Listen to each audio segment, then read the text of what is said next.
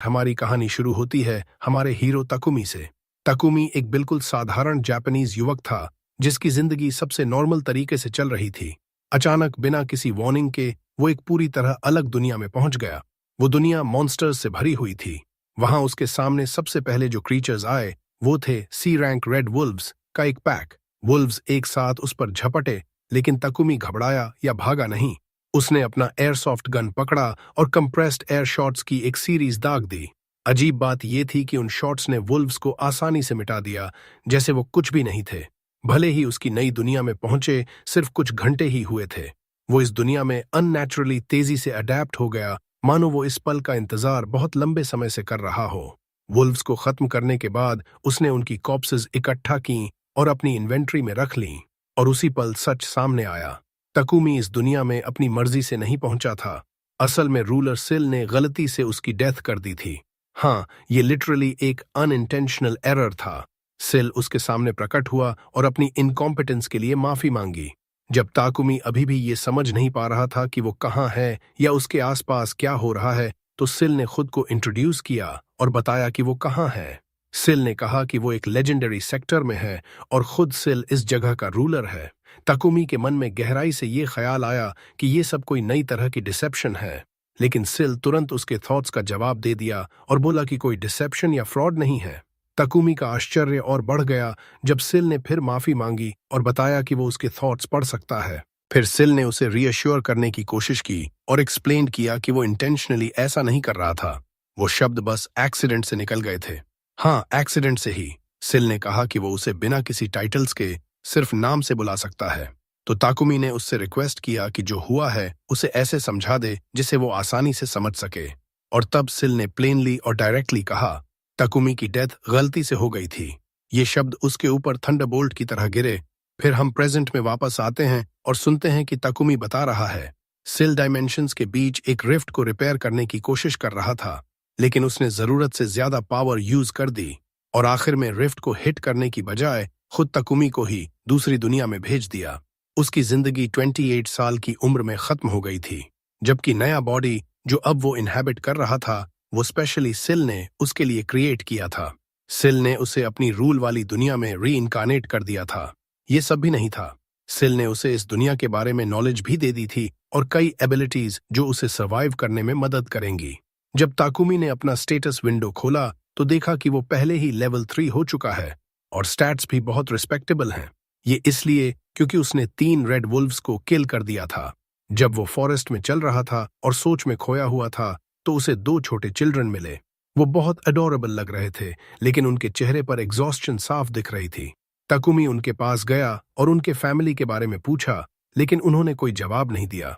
उनकी स्टमक्स जोर से ग्राउलिंग कर रही थीं, हंगर से। तकुमी को याद आया कि सिल ने उसके इन्वेंट्री में कुछ फूड रखा था, तो उसने कुछ फ्रूट निकालकर उन्हें ऑफर्ड किया, फिर खुद भी एक खाकर उन्हें रीअश्योर किया। उसके बाद दोनों चिल्ड्रन बड़े एंथुजियाज्म से खाने लगे। थोड़ी देर बाद उसे पता चला कि वो ट्विन्स हैं और ये बात पेनफुली ऑब्वियस थी। एक बॉय था और दूसरी गर्ल, लेकिन दोनों स्ट्रीट चिल्ड्रन जैसे ही लग रहे थे। अचानक तकुमी के लिए क्लोथ्स आ गए और उसने वो दोनों चिल्ड्रन को दे दिए। अजीब बात यह थी कि ट्विन्स एक ही इंस्टेंट में क्लीन और नीट हो गए। फिर तकुमी ने उन्हें बताया कि वो फॉरेस्ट छोड़कर नियर बाय सिटी की तरफ जाना चाहता है और पूछा कि क्या वो उसके साथ आना चाहेंगे, लेकिन उन्होंने जवाब नहीं दिया।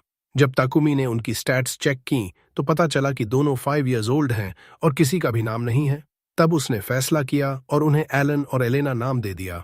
उसने उनसे कहा कि उसके साथ चलो। किसी नॉर्मल सिचुएशन में ये एक्सट्रीमली सस्पिशियस लगता, लेकिन चूंकि ये एक एनिमे है अबाउट अडॉप्शन, तो सब परफेक्टली नेचुरली प्रोसीड हो रहा है, भले ही नेचुरल ना हो। जैसे जैसे वो ट्रैवल कर रहे थे, तकुमी ने नोटिस किया कि दोनों चिल्ड्रन ईज से मूव कर रहे हैं और बिना किसी फटीग के उसके पीछे चल रहे हैं। इससे उसे लगा कि उनके बारे में कुछ स्ट्रेंज है। भले ही वो स्ट्रांग हैं, फिर भी चिल्ड्रन ही तो हैं।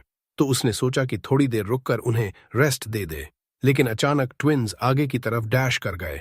तकुमी अलार्म में उनके पीछे दौड़ा और जब उसने सामने इनॉर्मस बोर्स देखे तो उसने मैजिक यूज करने से मना कर दिया ताकि किसी को एक्सीडेंटली हर्ट न कर दे। लेकिन वो एस्टोनिशमेंट से फ्रीज हो गया जब उसने देखा कि दोनों चिल्ड्रन मॉन्स्टर्स को ईज से किल कर रहे हैं। उसी पल उसे समझ आया कि वो जेन्युइनली पावरफुल हैं। उसने उनसे पूछा कि उन्हें कैसे पता चला कि आगे मॉन्स्टर्स हैं, लेकिन उन्होंने सिर्फ हेड्स हिला दिए।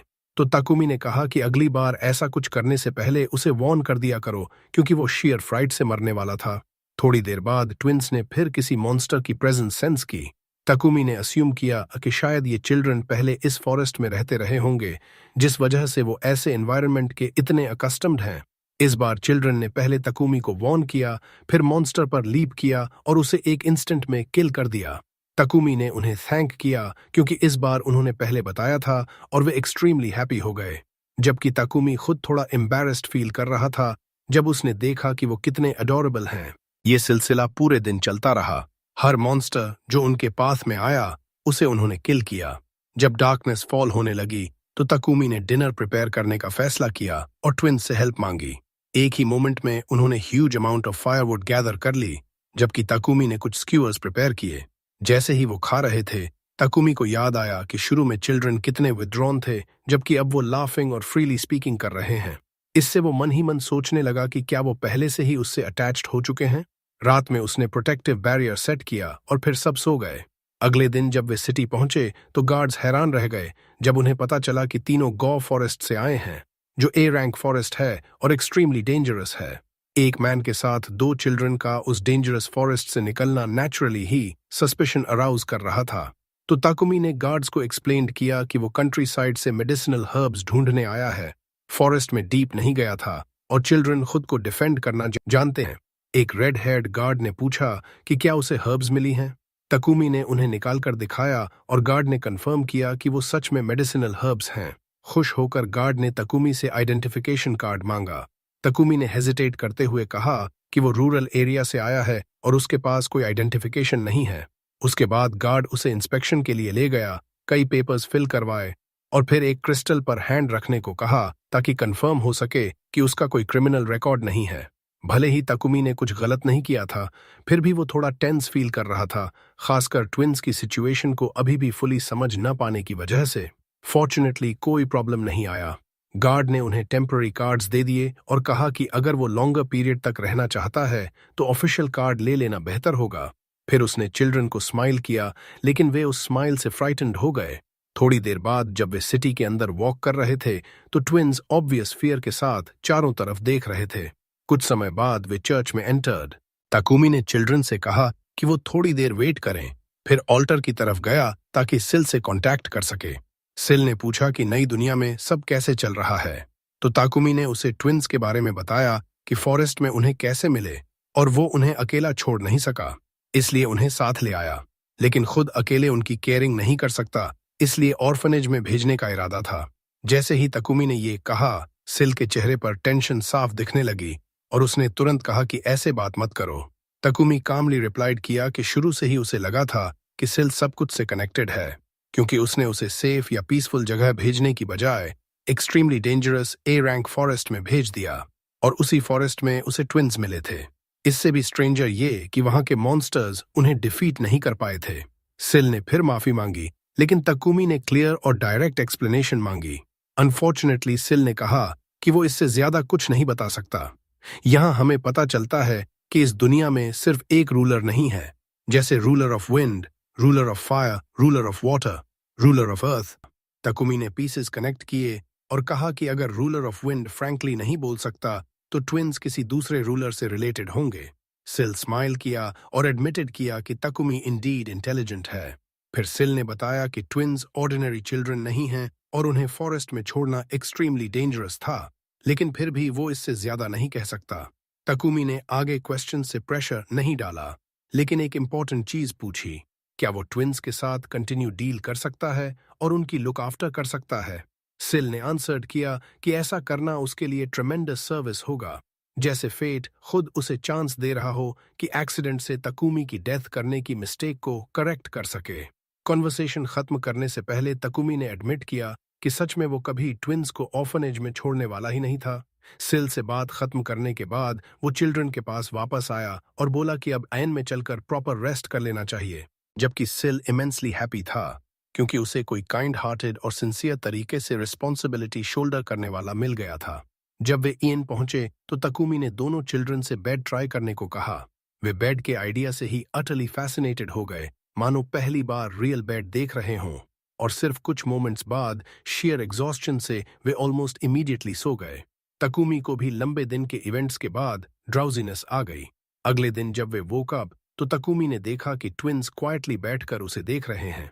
उसने उन्हें गुड मॉर्निंग कहा और जब उन्होंने जवाब दिया तो वो जेन्युइनली सरप्राइज्ड हो गया, क्योंकि ये पहली बार था जब उसने उनकी वॉइसेस सुनी थीं। पहले वो उनकी साइलेंस की वजह से वरीड रहता था, लेकिन अब बोलना शुरू कर देना उसके लिए मेजर स्टेप और रिलीफ की बात थी।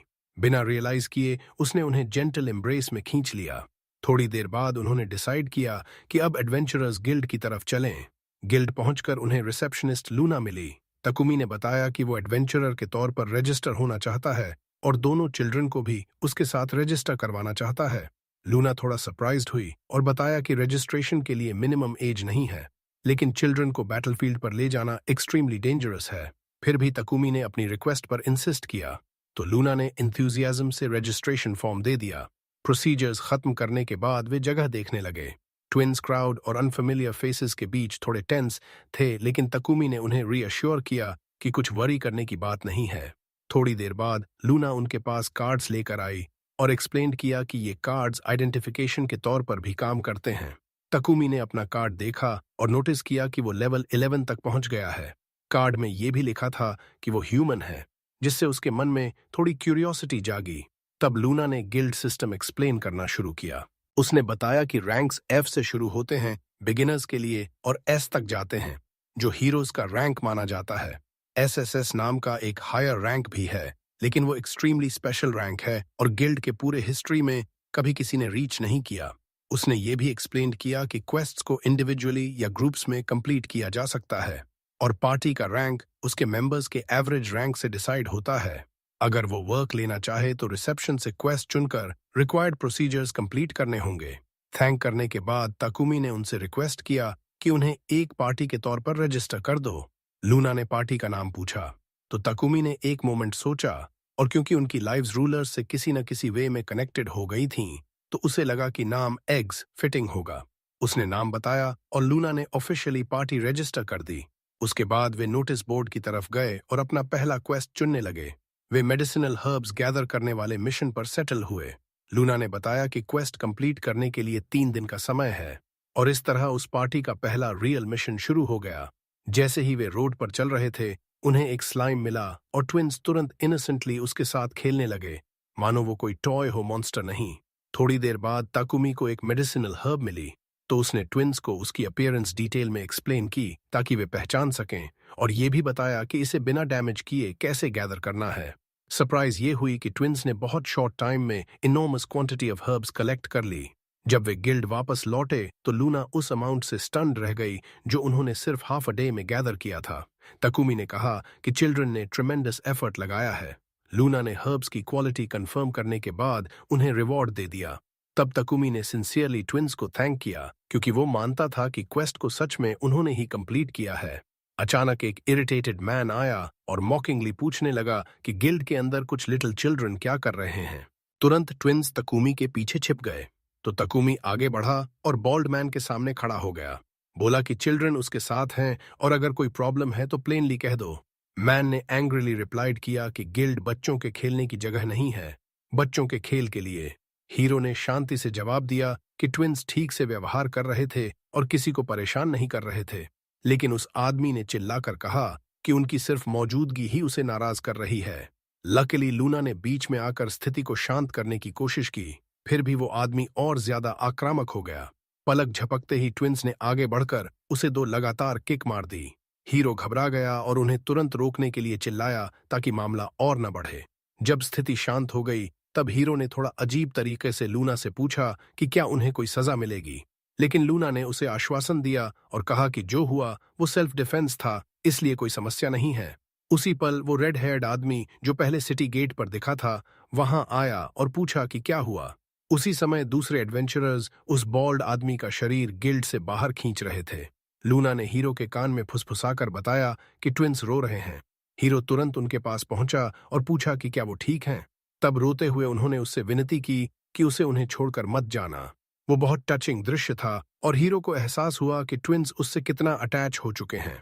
हीरो को याद आया कि शायद उसने उन पर थोड़ी आवाज ऊंची कर दी थी, इसलिए उसने जल्दी से उन्हें समझाया और कहा कि वो कभी उन्हें नहीं छोड़ेगा और कोई चिंता करने की बात नहीं है। फिर उसने वो सारी बात रेड हेयर्ड आदमी को बताई। उसने खुद को इंट्रोड्यूस किया और कहा कि उसका नाम ग्रैनोल रॉबिन है और वो शिरन हेडक्वार्टर्स का वाइस कमांडर है। हीरो ने उसे बताया कि बच्चों को लगा था कि वो उन्हें छोड़ देगा।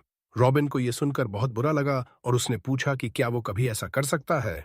हीरो को यह सवाल सुनकर थोड़ा गुस्सा आया और उसने तुरंत जवाब दिया कि वो कभी ऐसा नहीं कर सकता। फिर भी वो सच में कंफ्यूज था और समझ नहीं पा रहा था कि ट्विंस को ऐसा क्यों लगा, क्योंकि उनसे मिले ज्यादा समय भी नहीं हुआ था। रॉबिन ने उसकी तरफ देखा और पूछा कि क्या वो उनके बच्चे हैं। हीरो ने इनकार में सिर हिलाया और फिर बताने लगा कि वो उन्हें जीए फॉरेस्ट में पहली बार मिले थे। उसने कहा कि वो नहीं जानता था कि वो खोए हुए हैं या अबैंडन्ड हैं, लेकिन वो उन्हें उस डेंजरस जगह पर अकेला छोड़ नहीं सका। उसके बाद उसने पूछा कि क्या हाल ही में फॉरेस्ट में किसी कार्ट या कैरावैन पर अटैक हुआ है। लूना को तुरंत एक पुरानी घटना याद आ गई। उसने बताया कि स्लेव ट्रेडर्स पर फॉरेस्ट में अटैक हुआ था और उन्होंने शायद बच्चों को मॉन्स्टर्स को डिस्ट्रैक्ट करने के लिए फेंक दिया होगा ताकि खुद बच सकें।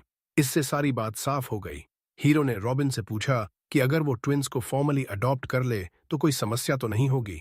रॉबिन ने जब देखा कि बच्चे हीरो से कितना डीपली अटैच्ड हैं तो उसने कहा कि कोई समस्या नहीं है। उसने यहां तक वादा किया कि वो अपने वाइस कमांडर के पोजीशन का इस्तेमाल करके उनकी गार्डियनशिप को ताकुमी के नाम लीगली रिकॉग्नाइज करवा देगा। हीरो ने उसे शुक्रिया कहा, लेकिन उनकी बातचीत जारी होने से पहले लूना बीच में आ गई। लूना ने हीरो से पूछा कि क्या वो गॉफ फॉरेस्ट में गए थे, क्योंकि वो वहां के मॉन्स्टर्स से आने वाले मटेरियल्स में बहुत इंटरेस्टेड थी। हीरो ने उसे बताया कि उसके पास रेड वुल्व्स के कुछ मटेरियल्स हैं। लूना हैरान रह गई और उनसे मांगने लगी। उसी पल वॉल नाम का एक व्यक्ति आया और हीरो को सलाह दी कि उन्हें बेच दे, क्योंकि लूना ऐसे मटेरियल्स में बहुत इंटरेस्टेड है। हीरो ने मान लिया और मटेरियल्स बेच दिए और बदले में उसे अच्छी खासी रकम मिली।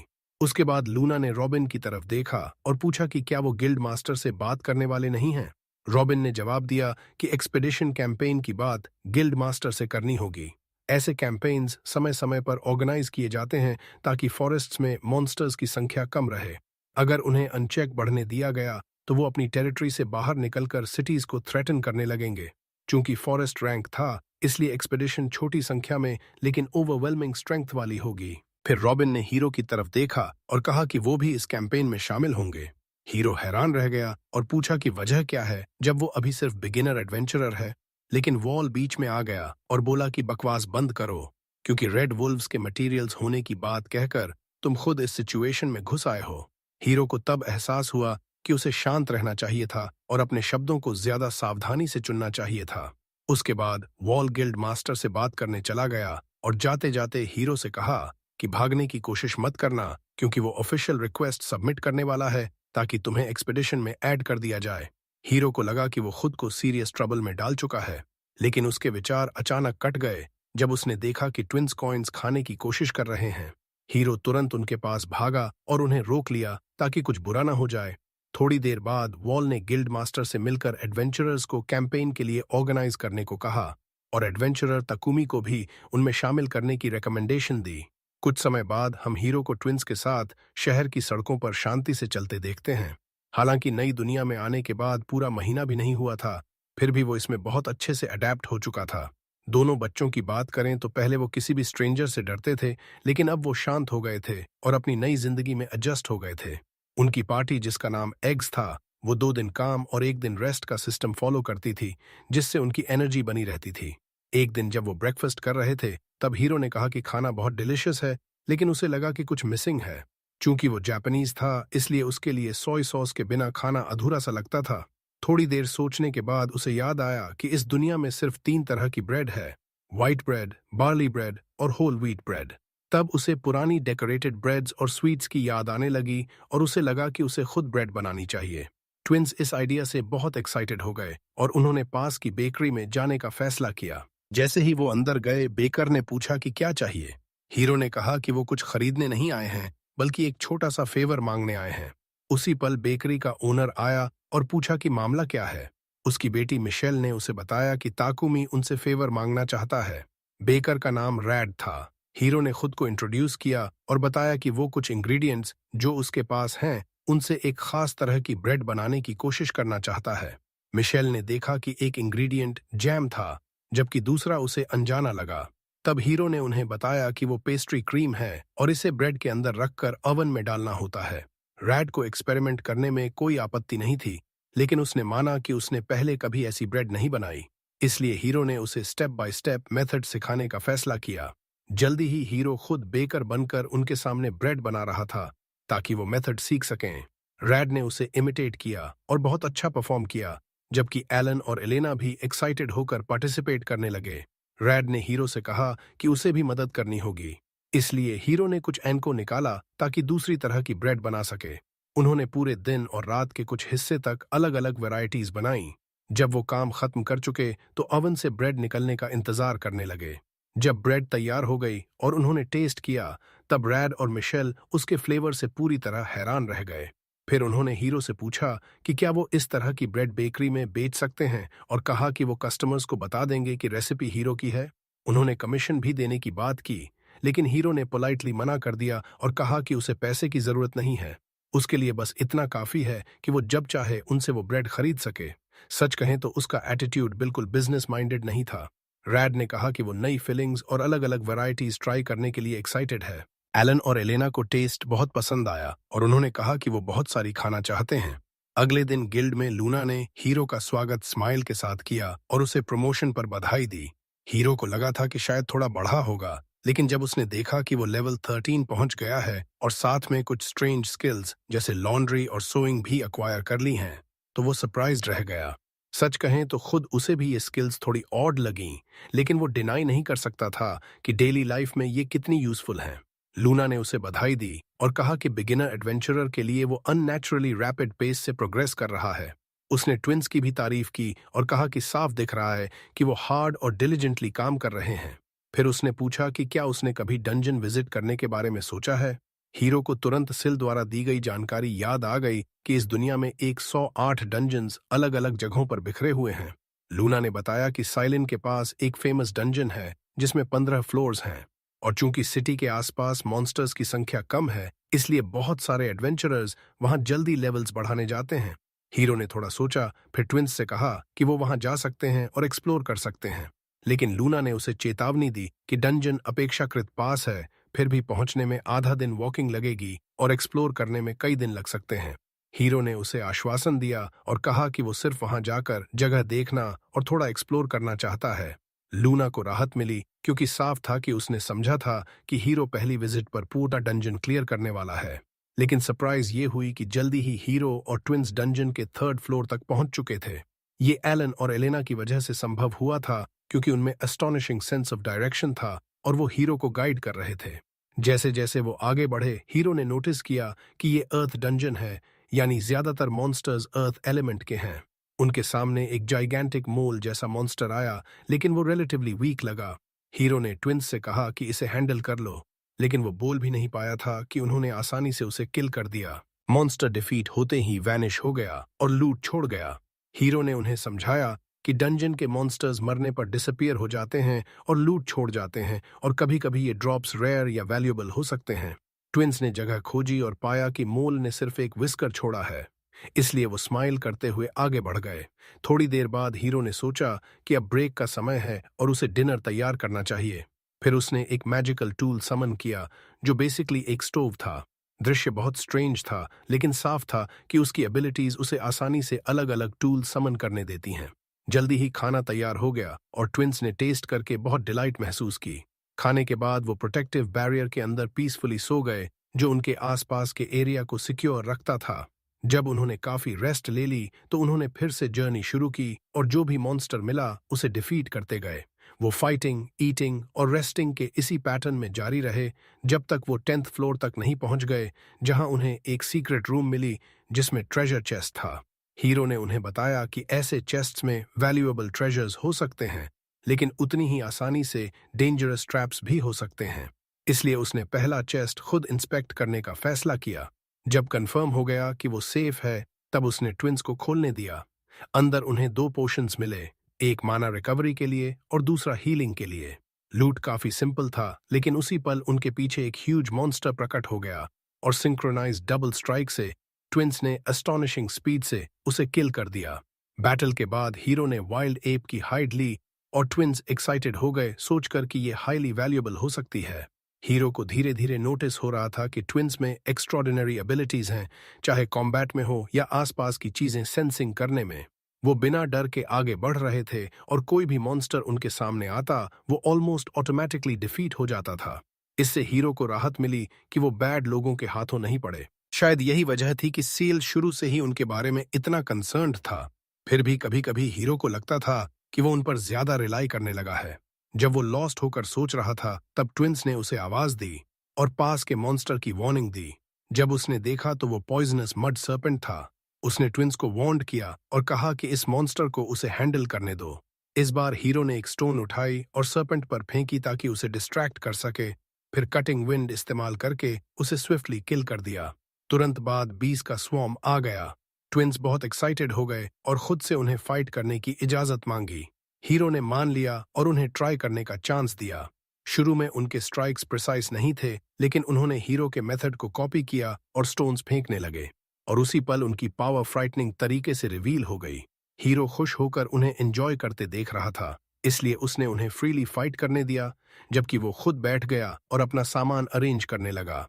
जब ट्विंस ने बीज को डिफीट कर दिया तो उन्होंने मॉन्स्टर्स द्वारा छोड़ा गया हनी कलेक्ट किया और हीरो को दे दिया। हनी देखते ही हीरो बहुत एक्साइटेड हो गया और बोला कि हनी इथिल्डिया में बहुत एक्सपेंसिव मटेरियल्स में से एक माना जाता है। उस पल से ट्विंस हर बी के पीछे पड़ गए जो उन्हें मिली। हंटिंग खत्म करने के बाद हीरो ने उनके लिए फ्रेंच टोस्ट तैयार किया। ट्विंस बहुत ओवरजॉयड हो गए, लेकिन अचानक फिर से बीस का स्वॉर्म आ गया। इस बार हीरो खुद उन्हें हैंडल करने लगा। जब उनकी संख्या बढ़ गई तब ट्विंस भी बैटल में शामिल हो गए और मदद करने लगे। आखिरकार उन्होंने इनॉर्मस अमाउंट का हनी कलेक्ट किया। फिर वो डंजन में आगे बढ़ते रहे जब तक आखिरकार 15th फ्लोर तक नहीं पहुंच गए। जिस पल उन्होंने मासिव डोर खुला और अंदर घुसते ही वे खुद को एक विशाल हॉल में पा रहे थे, लेकिन जैसे ही वे अंदर कदम रखते डोर उनके पीछे बंद हो गई और उनके सामने एक विशाल मॉन्स्टर प्रकट हो गया, एक जायंट अर्थवर्म।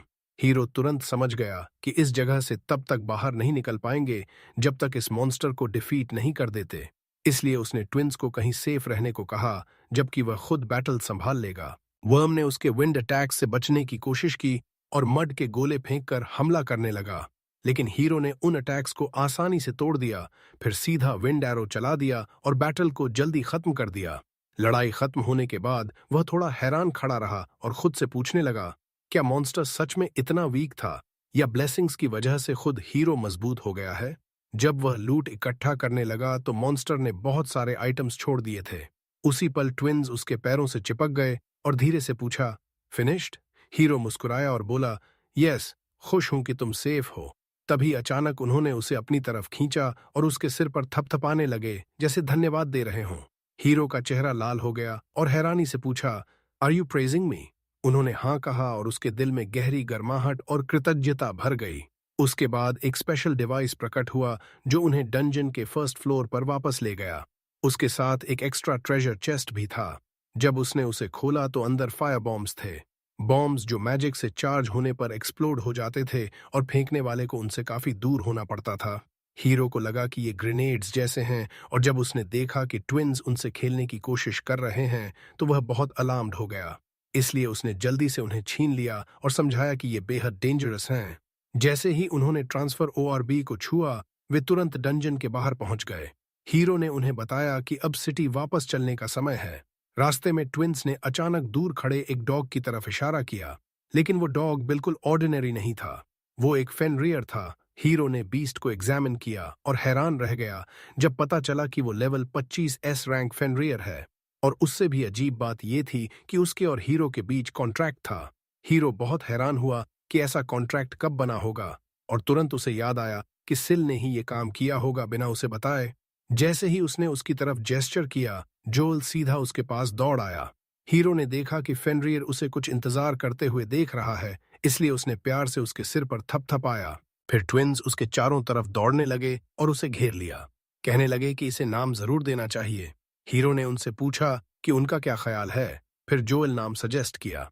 ट्विंस बहुत एक्साइटेड हो गए और बोले कि उन्हें नाम बहुत पसंद है। बहुत देर बाद आखिरकार वे सिटी पहुंच गए।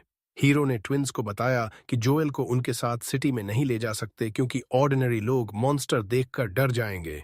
इसलिए उसने फैसला किया कि उसे अपने शैडो में हाइड कर देगा और समझाया कि मॉन्स्टर कॉन्ट्रैक्ट्स डार्क मैजिक का रूप हैं। इसलिए कॉन्ट्रैक्टेड बीस्ट खुद को हाइड करके गायब हो सकता है। थोड़ी देर बाद हीरो सिल से मिला और उससे कॉन्ट्रैक्ट्स और मैजिकल बीस्ट्स के बारे में पूछा। सिल पहले तो समझ गया, लेकिन जब हीरो ने स्पष्ट किया कि वो जोएल की बात कर रहा है तो सिल थोड़ा अनकंफर्टेबल हो गया और विषय बदलने लगा। फिर उसे याद आया कि फेनरियर को रूलर ऑफ वाटर ने भेजा था और खुद सिल उस बीस्ट का स्वागत सबसे पहले करना चाहता था।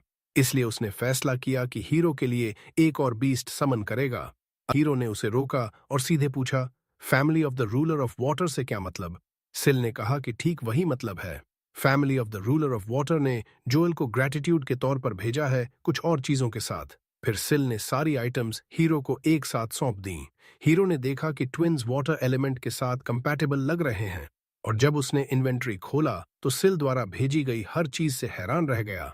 इसलिए हीरो ने अनमने ढंग से एक्सेप्ट कर लिया क्योंकि उसके पास कोई और चारा नहीं था। उस रात वे थकान से सो गए।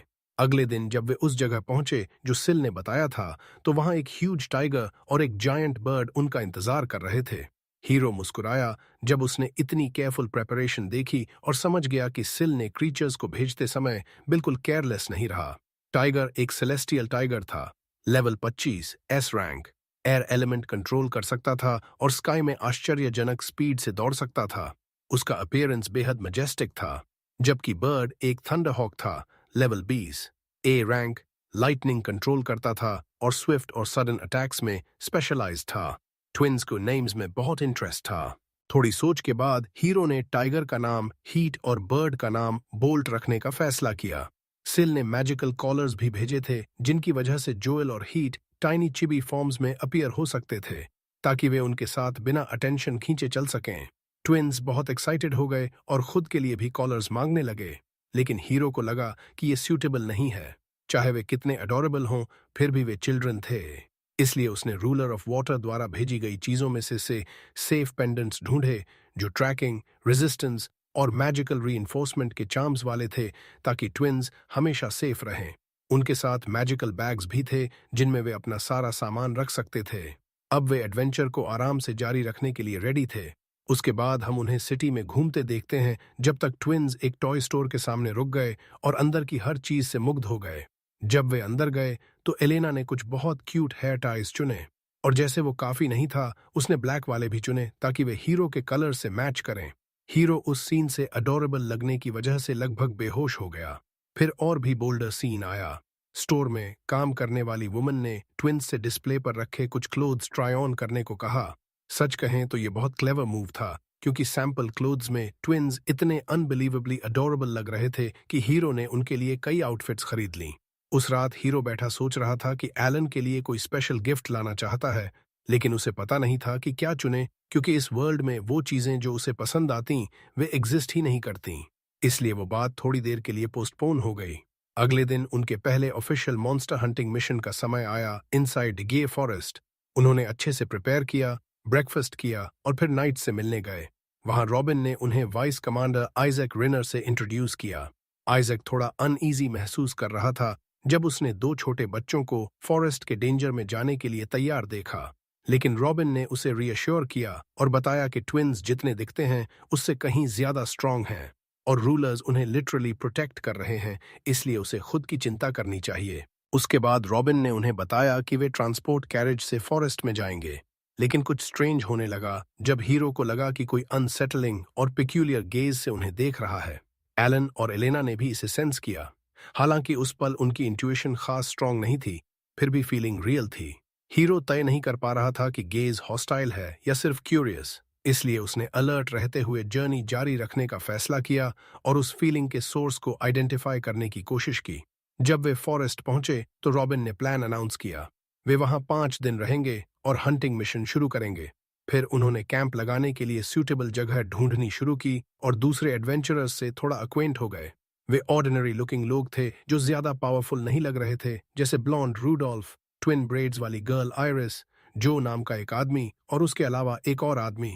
फिर उन्होंने एरिया एक्सप्लोर करना शुरू किया और सब नॉर्मल चल रहा था जब तक ट्विंस ने नॉर्थ से एनिमी अप्रोच करते सेंस नहीं किया। गिल के पास डिटेक्शन एबिलिटी थी, फिर भी उसने एनिमी को थोड़ी देर बाद ही नोटिस किया, जिससे साफ हो गया कि ट्विंस की सेंसरी एबिलिटीज कितनी सुपीरियर हैं। एनिमी एक पावरफुल रेड वुल्फ था। नाइट अटैक लॉन्च करने से पहले ही ट्विंस उसकी तरफ दौड़ पड़े और इनक्रेडिबल स्पीड से उसे फिनिश ऑफ कर दिया, जैसे कोई बॉल से खेल रहे हों।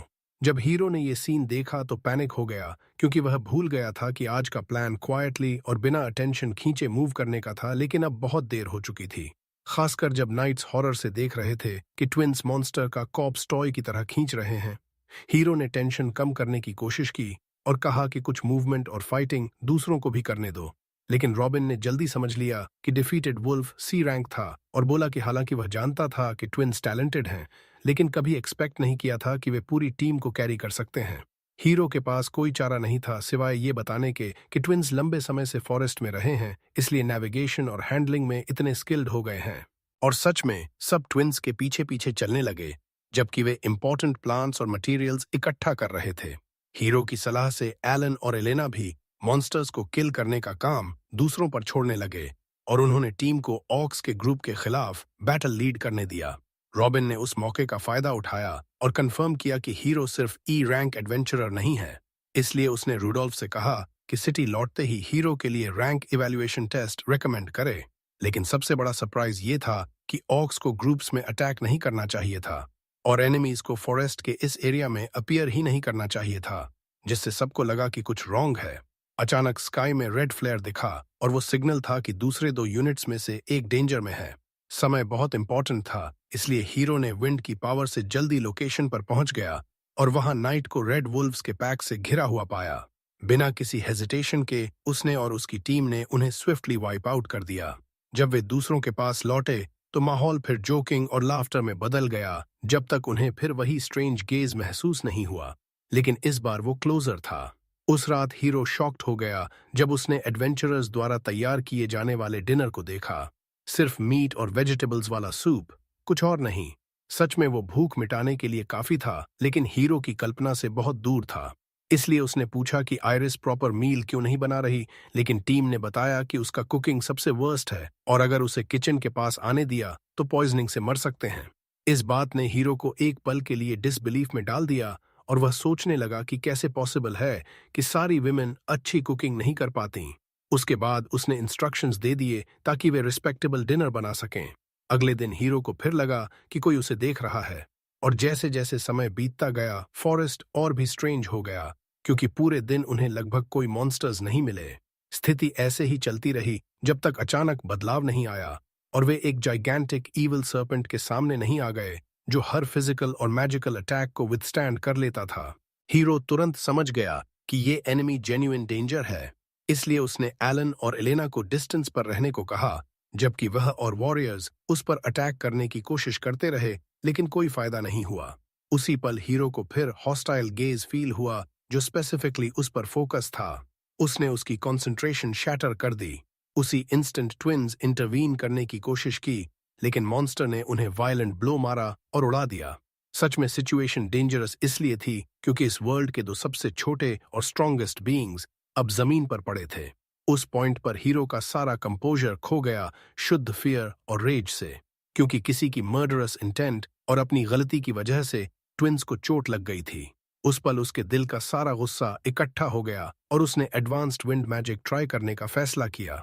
नेचुरली वह खुद से एग्जीक्यूट नहीं कर पाता था, इसलिए उसने रूडोल्फ और दूसरों से कहा कि जाइगेंटिक सर्पेंट को डिस्ट्रैक्ट करें जबकि वह अटैक चार्ज करे। एडवेंचरर्स ने अपना पूरा जोर लगाया ताकि उसे टाइम मिले, और जब हीरो को लगा कि सब रेडी है तो उसने उन्हें पीछे हटने को कहा। फिर सैकड़ों छोटे विंड बेस्ड अटैक्स का स्टॉर्म अनलीश कर दिया, जिसने न सिर्फ सर्पेंट को किल कर दिया बल्कि फॉरेस्ट के बड़े हिस्से को भी डिस्ट्रॉय कर दिया। रॉबिन ने कहा कि उसने कभी इतनी ओवरवेलमिंग पावर वाली मैजिक नहीं देखी, लेकिन प्रॉब्लम अभी खत्म नहीं हुई थी, क्योंकि हालांकि ट्विंस के वूंड्स इंप्रूव हो गए थे, हीरो आखिरकार उन स्ट्रेंज स्टेयर्स का सोर्स आइडेंटिफाई कर ही चुका था। पूर्ण रिजॉल्व के साथ वह रिस्पॉन्सिबल व्यक्ति की तरफ चार्ज कर गया, एक पर्पल हेयर्ड नाइट नाम सागी। उसने सोर्ड से उसे पिन डाउन किया और जवाब मांगा। रॉबिन को कुछ समझ नहीं आ रहा था और सागी खुद भी नहीं समझ रहा था, लेकिन हीरो ने उससे पूछा कि ब्लड लस्ट भरी आंखों से उसे क्यों देख रहा। रूडोल्फ ने भी कंफर्म किया क्योंकि उसने भी वही लुक्स नोटिस किए थे। इसलिए वे दबाते रहे जब तक सिगीसी ने आखिरकार एडमिट नहीं कर लिया कि जेलसी उस वजह से थी क्योंकि हीरो ने रॉबिन का रिस्पेक्ट इतनी जल्दी हासिल कर लिया था। उस पॉइंट पर हीरो समझ गया कि सागी अपने कमांडर की एडमायर करता है, लेकिन मामला थोड़ा और कॉम्प्लिकेटेड लग रहा था क्योंकि सिगीसी रेड हेयर्ड मैन से भी इन्फैचुएटेड था और इसीलिए जेलसी वो तरह की थी जो फीलिंग्स मैनिपुलेट करने को ज्यादा ड्राइव करती थी। उसके बाद एम्बैरेसमेंट की सीक्वेंस आई, बहुत सारे जोक्स, रॉबिन की एब्सोल्यूट रिजेक्शन, ब्रोकन हार्ट्स, और आखिर में मामला उससे आगे नहीं बढ़ा। उसके बाद उन्होंने प्लेजेंट डिनर किया। फिर हीरो ने अपनी स्टैट्स देखी और नोटिस किया कि वह लेवल 25 पर पहुंच चुका है और उसके पास वाटर मैजिक में 50 पॉइंट्स हैं। ये बात उसे बहुत हैरान कर गई। उसे लगा कि शायद यह सिल की कोई और गिफ्ट है, लेकिन वह बात जल्दी ही पीछे छूट गई जब उन्होंने मिशन खत्म करने का फैसला किया और घायलों का इलाज कराने के लिए शहर लौट आए। अगले दिन टकुमी ने एडवेंचरर्स गिल्ड के गिल्ड मास्टर से मुलाकात की जिनका नाम यान था। उसे रॉबिन और रुडोल्फ से रिपोर्ट मिली थी और दोनों ने जोर देकर कहा था कि टकुमी का रैंक बढ़ा दिया जाए। एक तरफ तो यह अच्छी बात लग रही थी और वे ट्विंस का भी रैंक बढ़ाना चाहते थे, लेकिन समस्या यह थी कि ऐसे प्रमोशन से उन्हें ज्यादा मुश्किल क्वेस्ट मिलने लगेंगी और खतरा भी बढ़ जाएगा। बहुत सोचने के बाद टकुमी ने साफ साफ कहा कि ट्विंस को अभी सिर्फ डी रैंक पर ही बढ़ाया जाए ताकि वे सी रैंक और बी रैंक के बीच की क्वेस्ट्स अपेक्षाकृत सुरक्षित तरीके से कर सकें। उसके बाद लूना ने उनके कार्ड अपडेट किए और उनसे कहा कि पिछले एडवेंचर में जो लूट इकट्ठा हुई थी वो सब सौंप दो। लूना इस बात पर बहुत एक्साइटेड थी। फिर हम देखते हैं कि टक्कुमी अपनी बड़ी फैमिली के साथ घूम रहा है और मजे ले रहा है। ट्विंस बचकानी हरकतें कर रहे थे, जैसे मजेदार चेहरे बना रहे थे और जो को बोलना सिखाने की कोशिश कर रहे थे। सच कहें तो यह सुनने में अजीब लग सकता है, लेकिन चूंकि वे दोनों बच्चे बेहद टैलेंटेड थे, इसलिए यह पूरी तरह नामुमकिन नहीं था कि जो एक दिन सच में बोलना सीख जाए। थोड़ी देर बाद टकुमी ने सोचा कि अगर ट्विंस एडवेंचरर्स बनकर काम करने वाले हैं तो उन्हें पैसे मैनेज करना भी सीखना चाहिए। इसलिए उसने उन्हें सब कुछ समझाया जो जानना जरूरी था। कुछ उदाहरणों के बाद ट्विंस मार्केट जाने के लिए तैयार हो गए और कुछ चीजें खरीदने लगे। सभी व्यापारी उनके इंटेलिजेंस से हैरान रह गए। आखिरकार वे लाइब्रेरी पहुंच गए। टकुमी सीधा मैजिक सेक्शन में गया और वहां उसे एक बेहतरीन किताब मिली जिसकी मदद से वह वाटर एलिमेंट की अपनी एबिलिटी डेवलप करना शुरू कर सकता था। ट्विंस ने पूछा, यह किताब क्या है? और जब वह उन्हें समझाने की कोशिश कर रहा था तब एक बुजुर्ग और क्यूरियस महिला उनकी बातें सुन रही थी। उसने फैसला किया और उन्हें इलस्ट्रेटेड किताबों का एक सेट गिफ्ट कर दिया जो पढ़ना सीखने में बहुत परफेक्ट थीं। सच कहें तो टकुमी बहुत लॉन्ग टर्म सोचने लगा था और दूर की नजर से देखें तो यह एक दिन ट्विंस को स्पेस इंजीनियर्स के लेवल तक ले जा सकता था। अगले दिन उन्होंने गिल्ड की रिक्वेस्ट्स लेना जारी रखा और एक छोटी मिशन चुनी जिसमें खोए हुए बिल्ली को ढूंढना था। टकुमी ने अपने साथ फैमिलियर्स को भी समन कर लिया क्योंकि वे मिशन में मददगार साबित होंगे। कई घंटों की तलाश के बाद ट्विंस ने जिद की कि सर्च जारी रखें और आखिरकार उन्हें बिल्ली मिल गई। वह छोटी, प्यारी और बहुत तेज थी। फिर उन्होंने उसे उसके मालिक के पास लौटा दिया। इससे ट्विंस और भी ज्यादा एक्साइटेड हो गए कि और चीजें ढूंढते रहें। लेकिन लूना ने उन्हें बताया कि अब सिर्फ एक ही क्वेस्ट उपलब्ध है, पास के गांव में गॉब्लिन्स को खत्म करना, क्योंकि छोटे रिवॉर्ड की वजह से कोई भी एडवेंचरर इसे लेने को तैयार नहीं था। टकुमी ने इसे उनकी स्किल्स डेवलप करने का अच्छा मौका समझा, इसलिए तुरंत मान गया और इस तरह वे गांव पहुंच गए। जब गांव के चीफ ने उन्हें पहली बार देखा तो उन्हें शक हुआ कि ये लोग कोई काम के होंगे भी या नहीं। उसकी यह रिएक्शन समझ में आने वाली थी। सोचो, तुम्हारी फार्म पर इमरजेंसी है, हर रोज गॉब्लिन्स की टोलियां आकर सब कुछ तबाह कर रही हैं। तुम आर्मी का इंतजार कर रहे हो और अचानक तुम्हारे सामने आते हैं सिर्फ एक आदमी और 2 बच्चे। खुशकिस्मती से टकुमी समझ गया कि पहली छाप अच्छी नहीं बनी है, इसलिए उसने तुरंत अपना आइडेंटिफिकेशन कार्ड दिखाया और बताया कि वह रैंक है। उसके बाद वह आगे बढ़ा और एक बीस्ट को रिलीज कर दिया, या यूं कहें कि उसने ट्विंस को अपने फैमिलियर्स के साथ सारे दुश्मनों पर अटैक करने दिया। ट्विंस ने सच में एक स्लॉटर मचा दिया, पूरा मूवमेंट और खून खराबा, लेकिन उनकी क्यूट अपीयरेंस की वजह से सीन कुछ अजीब सा प्यारा लग रहा था। और भी हैरानी की बात यह थी कि फैमिलियर्स टेलीपैथी से बात कर सकते थे। टकुमी को धुएं की पतली लकीर दिखी और उसे पता चला कि लड़ाई में छोटी आग लग गई है। इसीलिए उसने मौके का फायदा उठाया और वाटर मैजिक किताब से जो सीखा था उसे ट्राई किया। उसने सिंपल चीज से शुरू किया, एक वाटर बॉल, लेकिन एग्जीक्यूशन परफेक्ट नहीं हुई, इसलिए उसे थोड़ी मदद की जरूरत पड़ी, भले ही उसने सीधे माना नहीं। थोड़ी देर बाद एलन और एलेनाना ने प्यार से उसे रीअश्योर किया और धीरे से उसके सिर पर थपथपाया। उसके बाद उन्होंने गांव वालों को अलविदा कहा और गिल्ड लौटकर अपना रिवॉर्ड ले लिया। उस रात ट्विंस ने टकुमी से मछलियों वाली किताब पढ़कर सुनाने को कहा और उसी पल उसे एहसास हुआ कि हालांकि ट्विंस बहुत पावरफुल हैं, लेकिन वे कभी उन जगहों की सीमा से बाहर नहीं गए थे जिन्हें वे जानते थे। जंगल, शहर और पास की कुछ जगहें बस। अगले दिन उन्होंने दुनिया भर में घूमने की यात्रा शुरू करने का फैसला किया और उनका पहला डेस्टिनेशन दक्षिण में स्थित एक कोस्टल शहर था। फिर उन्होंने उन सभी लोगों से विदाई ली जिनसे हाल के एडवेंचर्स में मुलाकात हुई थी, जैसे रॉबिन, इसाक, बेकर और लूना। लूना बहुत उदास थी और उनसे जल्दी लौट आने को कह रही थी। एक पल के लिए टकुमी को लगा कि शायद उसे पसंद करती है और उसकी वापसी का इंतजार कर रही है, और उसने सोचा कि वह शायद उसकी होमलैंड में छोड़ी हुई कोई स्वीट हार्ट जैसी है, जिससे उसका चेहरा शर्म से लाल हो गया। लेकिन असलियत यह थी कि वह जो चीज मिस कर रही थी वह दुर्लभ मटेरियल थे जो वे ढूंढ लाए थे। उसके बाद वे बेकर के पास गए, फिर दुकान में काम करने वाली लड़की से मिले और फिर सिल से, जो उनकी यात्रा के लिए बेहद एक्साइटेड लग रहा था, और कहा कि वह दूसरे टेम्पल में उनका इंतजार करेगा। लेकिन अचानक एक बदसूरत बूढ़ा आदमी ने उन्हें रोक लिया और घोषणा कर दी कि ये बच्चे उसके हैं। दुर्भाग्य से उसके शब्दों में कुछ सच्चाई थी, क्योंकि हमें पास्ट का एक फ्लैशबैक दिखाया गया। वह उन गुलाम बच्चों को कैरेज में लेकर जा रहा था। जब उसे मॉन्स्टर्स मिले तो उसने ट्विंस को जंगल में बेट के रूप में छोड़ दिया और खुद भाग गया। टकुमी ने तो कभी भी उसकी बात सुनने का इरादा नहीं रखा था, लेकिन ट्विंस का डर उसे कंफर्म कर गया कि बूढ़ा सच्चाई बोल रहा है और वह पूरी तरह से वायल इंसान है। ट्विंस को डिटेल्स बताने की जरूरत नहीं पड़ी।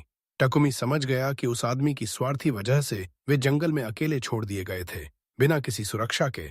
और जाहिर है उस पॉइंट पर साफ हो गया कि असल में मॉन्स्टर्स को ही ट्विंस से डरना चाहिए था। लेकिन इससे यह बात नहीं बदलती कि उन्होंने एक बहुत ही टेरेबल अनुभव गुजारा था, जिसे कोई भी बच्चा कभी नहीं सहना चाहिए। इसके अलावा वह बूढ़ा आदमी बेहद घिनौना और धोखेबाज था, और यह नजरअंदाज नहीं किया जा सकता कि वह लोगों को गुलाम बना रहा था। समस्या यह थी कि इस दुनिया में गुलामी, जैसा कि ज्यादातर फैंटेसी वर्ल्ड्स में होता है, पूरी तरह नॉर्मल और सोशली एक्सेप्टेड मानी जाती थी, और इसे बाइंडिंग स्पेल्स से साबित किया जाता था, जो मास्टर और सर्वेंट के बीच का एक तरह का कॉन्ट्रैक्ट था। खुशकिस्मती से ट्विंस पर ऐसा कोई निशान नहीं था, इसलिए उस आदमी के पास अपना क्लेम साबित करने का कोई तरीका नहीं था, और टकुमी को उसकी बात सुनने या मानने की कोई मजबूरी नहीं थी। फिर भी बूढ़ा आदमी जिद करता रहा और दोहराता रहा, जिससे टकुमी इतना गुस्सा हो गया कि सोचने लगा कि उसे हमेशा के लिए सुला दे। यूं कहें, जैसे ही उसका गुस्सा बढ़ा, उसने खुद को शांत करने की कोशिश की। ठीक उसी पल रॉबिन और इसाक आ गए और उसके साथ खड़े हो गए, फिर सारी एविडेंस टेबल पर रख दी। टकुमी ही ट्विंस का असली गार्जियन था। ट्विंस पर कोई बाइंडिंग स्पेल मार्क नहीं था, और उस वायल बूढ़े आदमी के इरादे बिल्कुल साफ ईविल थे। इसलिए उसे ले जाकर गिरफ्तार कर लिया गया, अटेम्प्टेड किडनैपिंग के आरोप में, जिसकी सजा शायद उसकी जान तक ले सकती थी। उसके बाद टकुमी ने ट्विंस से कहा कि वह उनके साथ तब तक रहेगा और उनकी रक्षा करेगा जब तक वे चाहें। ट्विंस ने उसे इतनी खुशी से गले लगा लिया, और पहली बार वे सच में खुशी से भर गए, क्योंकि अब उन्हें किसी पर भरोसा करने वाला मिल गया था। एक बार यह समस्या सुलझ जाने के बाद वे आखिरकार अपनी यात्रा शुरू करने को तैयार हो गए। एक यात्रा जो बैटल्स, मॉन्स्टर्स और स्वादिष्ट खाने से भरी थी। कई दिनों बाद वे समुद्र तक पहुंच गए। एलन और एलेना खुशी से फूले नहीं समा रहे थे, जबकि टकुमी अपने मन में इस नए वर्ल्ड में बिताए समय को याद कर रहा था, और एहसास हुआ कि वह यहाँ सिर्फ 2 महीने से है। फिर भी वे 2 महीने उसकी जिंदगी के सबसे खुश महीने थे, क्योंकि हर दिन, चाहे कितना भी सिंपल लगे, जब वह ट्विंस के साथ बिताता तो एक नया एडवेंचर बन जाता था। चीजें और ज्यादा एक्साइटिंग हो जाती हैं जब वे एक युवा मरमेड से मिलते हैं जिसका नाम मोलिना है। वह उसे अचानक पहचान लेती है और पूछती है कि क्या वह वही टकुमी है जिसके बारे में अफवाहें चल रही हैं। वह कंफर्म करता है कि हाँ, वह टकुमी ही है। फिर सोचता है कि वह उसका नाम कैसे जानती है। मोलिना बताती है कि उसने वाटर के रूलर की सर्वेंट्स में से किसी से उसके बारे में सुना है। वह यह भी बताती है कि उसने ट्विंस के बारे में भी सुना है, और वह इस जगह संयोग से नहीं आई, बल्कि उन्हें ढूंढ रही थी, क्योंकि लोग उनकी स्ट्रेंथ की बातें कर रहे थे और वह उनसे मदद मांगना चाहती थी अपने गांव की समस्या के लिए। टकुमी कहता है कि वे इतने स्ट्रांग नहीं हैं, हालांकि अंदर से वह खुद इस पर पूरी तरह यकीन नहीं करता। तो मोलिना उसे मनाती है कि कम से कम गांव चलकर तो देख लो और मरमेड्स की दुनिया देख लो। और जब पूरी समस्या समझ में आ जाए तो खुद फैसला करना कि मदद कर सकते हो या नहीं। समस्या ये है कि मरमेड गांव समुद्र के नीचे है और टकुमी को तैरना नहीं आता। इसलिए मोलिना उन्हें स्पेशल ब्रेसलेट्स देती है जो बिना किसी दिक्कत के सांस लेने देते हैं। जैसे ही वे समुद्र में घुसते हैं, ट्विंस शानदार स्किल और मूवमेंट दिखाते हैं, और जब पहले समुद्री मॉन्स्टर्स से मुलाकात होती है तो वे उन्हें आसानी से हरा देते हैं। जब वे मोलिना के गांव पहुंचते हैं तो वह उन्हें बताती है कि समस्या हाल ही में डूबी हुई एक शिप की है जो अब एक गुफा के एंट्रेंस को ब्लॉक कर रही है जहां वे कोरल कल्टीवेट करते हैं। शिप बहुत बड़ी थी और उनके पास न तो टूल्स थे और न ही इतने लोग कि उसे हटा सकें। इसीलिए मोलिना पूछती है कि क्या वे मदद कर सकते हैं। टकुमी शिप को देखता है और सोचता है कि वह किस अजीब स्थिति में फंस गया है, लेकिन सच में यह उसके लिए बहुत आसान है क्योंकि एक टच भर से वह शिप को अपने इन्वेंट्री में स्टोर कर सकता है। यह एबिलिटी देखकर मोलिना हैरानी से कांप उठती है। अगर उसके पैर होते तो जरूर कांप रहे होते। वह बस शुक्रिया कहती है और उन्हें हाई प्रीस्टेस से मिलवाने के लिए आमंत्रित करती है जो गांव की रक्षा करती है। उन्हें एक विशाल पैलेस में जाना पड़ता है ताकि उस तक पहुंच सकें, और यहीं से सच में एक्साइटिंग पार्ट शुरू होता है क्योंकि जब वे प्रीस्टेस के सामने पहुंचते हैं तो उन्हें नीले बालों वाली एक मरमेड मिलती है जो उनके नाम ले लेकर बुलाती है। साफ संकेत था कि वह उनकी उम्मीद कर रही थी। वह युवती इतनी खूबसूरत थी कि टकुमी और ट्विंस दोनों ही हैरान रह गए। जैसे ही टकुमी उसे देखता है उसे लगता है कि वह किसी प्रिंसेस जैसी लग रही है, जबकि ट्विंस उसकी खूबसूरती पर मंत्रमुग्ध खड़े हैं। टकुमी मौके का फायदा उठाता है और उनके गर्मजोशी भरे स्वागत के लिए शुक्रिया कहता है, लेकिन वह कहती है कि शुक्रिया तो उसे कहना चाहिए क्योंकि उसने वाटर के रूलर के फॉलोअर्स से उसके बारे में सुना है जो उसे उनका सेवियर बताते हैं। और यहाँ एक साफ सवाल मन में आता है, आखिर वह अटेंडेंट कौन है जिसका जिक्र बार बार हो रहा है। किसी पॉइंट पर शक लगभग प्रीस्टेस की तरफ ही इशारा कर रहे थे। टकुमी भी हैरान है और समझ नहीं पा रहा कि उस शख्स ने उनके बारे में क्या कहा होगा। इसलिए वह पूछता है कि क्या बहुत से लोग उसके अचीवमेंट्स के बारे में जानते हैं, क्योंकि उसे थोड़ी बेचैनी हो रही है कि खबर फैल रही है और ज्यादा लोग उसकी आइडेंटिटी, उसके साथ घूमने वाले लोगों और उनकी स्ट्रेंथ के बारे में जान रहे हैं। प्रीस्टेस उसे रीअश्योर करती है कि ऐसी बातें बहुत कम लोग ही जानते हैं। उसके बाद मोलिना शिप वाली सारी डिटेल्स बताती है और कैसे टकुमी ने उन्हें बचाया, जिसकी वजह से उनकी नजरों में वह ट्रू सेवियर बन गया। बाद में वे गॉल्डो से मिलते हैं जो प्रीस्टेस के साथ मिलकर जगह को गवर्न करता है जैसे मेयर। वह टेडियस पॉलिटिकल और एडमिनिस्ट्रेटिव काम संभालता है, जबकि वह अपनी सुप्रीम मैजिकल पावर से रूलर से कम्युनिकेशन रखती है। और सच कहें तो वे उसके लिए सिर्फ इतना ही कर सकते हैं कि जो उसने किया उसके लिए रिवॉर्ड दें। इसीलिए प्रीस्टेस कहती है कि जो चाहे मांग लो। टकुमी का चेहरा शर्म से लाल हो जाता है और किसी को नहीं पता कि उस पल उसके मन में क्या चल रहा था। फिर उसे अपने सभी फेल्ड अटेम्प्ट्स याद आते हैं जिसमें वह सिंपल वाटर बॉल भी नहीं कास्ट कर पाया था। इसलिए वह उनसे इंटेंसिव मैजिक लेसन्स मांगता है ताकि वह इसे इस्तेमाल करना सीख सके। वह बताता है कि वाटर मैजिक के उसके पिछले सभी अटेम्प्ट्स फेल हो चुके हैं और ट्विंस ने तो पहले कभी ट्राई भी नहीं किया, मतलब वे स्क्रैच से शुरू कर रहे हैं। गॉल्डो उन्हें मदद करने का फैसला करता है, लेकिन प्रीस्टेस को लगता है कि यह अकेला काफी नहीं है जो प्रॉपर रिवॉर्ड कहलाए। फिर भी टकुमी जिद करता है कि उसे पैसे नहीं चाहिए। तब मोलिना एक और आइडिया देती है कि गांव को जो चीज नहीं चाहिए लेकिन उनके लिए बहुत यूजफुल होगी वह उन्हें दे दें। पूरी सीरियसनेस में वह उन्हें एक जगह ले जाती है जो कचरे जैसी लग रही थी, लेकिन इससे पहले कि वे गलत समझें, साफ हो जाता है कि गांव वाले जो रिफ्यूज समझते हैं वह कुछ और नहीं बल्कि मोतियों या शेलफिश से निकाले गए पत्थर हैं जिन्हें खाने के बाद निकाला जाता है। प्रीस्टेस उनसे माफी मांगती है और कहती है कि उसे थोड़ी शर्मिंदगी हो रही है कि उन्हें इस जगह लाई, लेकिन वह बताती है कि इंसान अजीब तरह से इन चीजों के प्रति हमेशा क्यूरियस रहते हैं। टकुमी कहता है कि कोई समस्या नहीं है, और सच कहें तो उनके चेहरों पर खुशी के निशान साफ दिख रहे थे। इसलिए वह मौका नहीं गंवाता और सारी चीजें अपने इन्वेंट्री में स्टोर कर लेता है। उसके बाद वे लग्जरी डिनर करते हैं जब तक मैजिक लेसन्स का समय नहीं हो जाता। वहां बुजुर्ग आदमी उन्हें मैजिक की बेसिक्स और कुछ ट्रिक्स समझाने लगता है और टकुमी एलन और एलेना की एबिलिटी देखकर हैरान रह जाता है कि वे पहली बार में ही इंस्ट्रक्शन समझ रहे हैं। गॉल्डो बेसिक्स सिखाने के बाद प्रीस्टेस के साथ वापस चले जाते हैं और ट्विंस को पूरा दोपहर प्रैक्टिस करने देते हैं जब तक एकदम अचानक बदलाव होता है। टकुमी को ध्यान जाता है कि ट्विंस पानी से आ रही किसी क्रीचर से डर गए हैं, इसलिए वो अपनी डिटेक्शन एबिलिटी इस्तेमाल करके देखना चाहता है कि वो क्या है, लेकिन सच में उसे करने की जरूरत नहीं पड़ती क्योंकि बस 1 सेकंड बाद वो क्रीचर पानी की सतह से बाहर निकल आता है और पता चलता है कि वो पूरी तरह पानी से बना हुआ कोई बीइंग है। दूसरी तरफ हम देखते हैं कि सिल माया को डांट रहा है, जो वेंडेल के फॉलोअर्स की लीडर है। वेंडेल वाटर का रूलर है। सिल बहुत गुस्सा है क्योंकि माया ही थी जिसने सबसे पहले मरमेड्स के पास जाकर टकुमी और ट्विंस की सारी एडवेंचर्स के बारे में बता दिया था। जब वो पूछता है कि तूने ऐसा क्यों किया, तो माया मान लेती है कि वो बस थोड़ी देर के लिए देखने गई थी कि वो कैसे कर रहे हैं। और जब उसे लगा कि मरमेड्स कोई प्रॉब्लम फेस कर रही हैं, तो उसने मदद करने के लिए हिंट दे दिया कि एक ह्यूमन है जो मदद कर सकता है।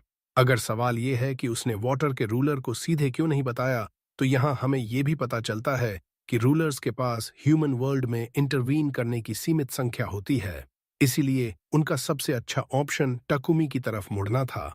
फिर भी सिल कहता है कि हम उस पर बहुत बड़ा कर्ज चढ़ा रहे हैं और उसे सिर्फ एक और प्रॉब्लम सॉल्व करने के लिए वहां ले जाना उसके बोझ को और बढ़ा रहा है। कितना भी आसान टास्क हो, टकुमी से पहले पूछना जरूरी है। सिल ने इस मिशन को सिर्फ इसलिए अलाउ किया क्योंकि आखिर में लड़के और ट्विंस को भी फायदा हुआ। माया चली जाती है, लेकिन सिल का गुस्सा और बढ़ जाता है जब उसे याद आता है कि ये सब सिर्फ इसलिए हो रहा है क्योंकि वेंडेल आलसी है और वाटर के रूलर होने के नाते अपना काम नहीं कर रहा। फिर भी उसकी शिकायतें बीच में ही रुक जाती हैं जब उसका असिस्टेंट कुछ अजीब चीज नोटिस करता है। टकुमी के साथ क्या हो रहा है और वो कौन है जो वाटर बीस्ट के क्लॉज से अपनी जान गंवाने वाला लग रहा है? शायद ये थोड़ी एग्जैजरेशन है। हम वापस ट्विंस के पास जाते हैं और देखते हैं कि वो क्रीचर पूरी तरह पानी से नहीं बना है, बल्कि वो एक विशाल ड्रैगन है जो वाटर को कंट्रोल करता है।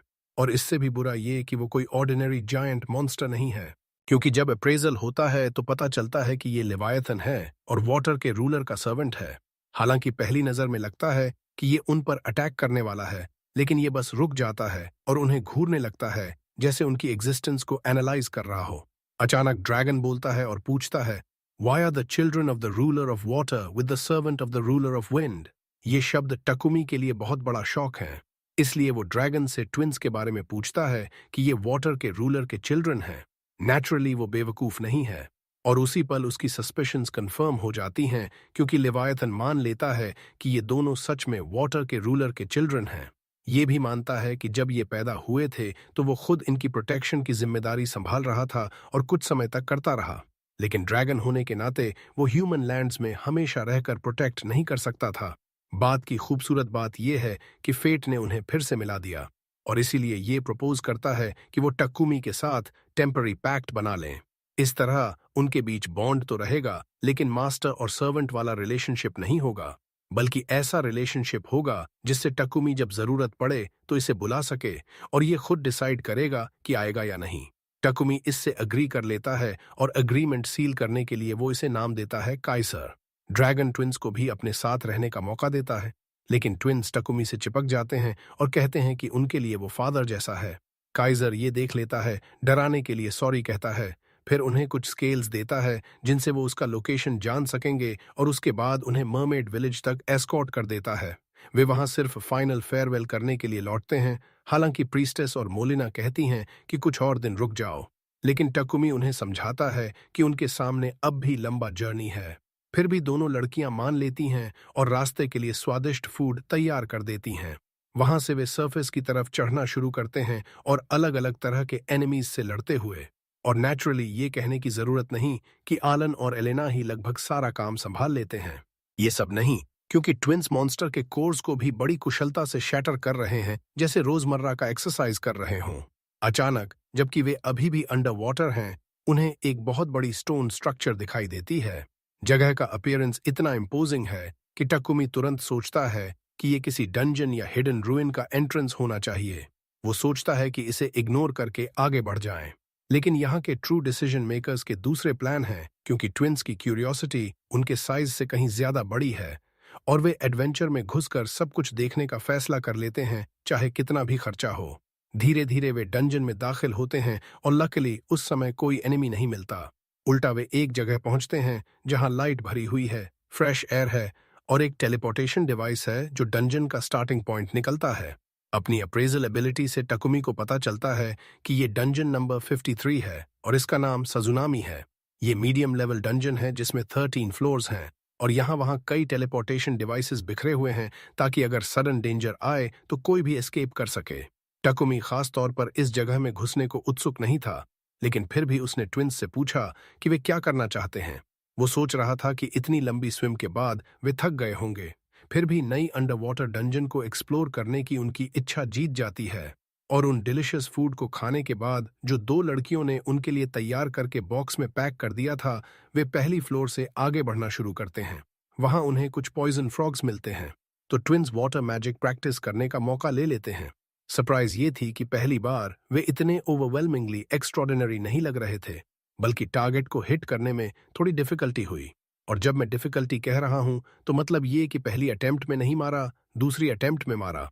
फिर भी ये साफ है कि ये दोनों बच्चे इस दुनिया के सबसे ताकतवर बीइंग्स के लिए भी आसान ओपोनेंट नहीं थे। दूसरी फ्लोर पर उन्हें एक सीक्रेट डोर मिली जो ट्रेजर रूम की तरफ ले गई।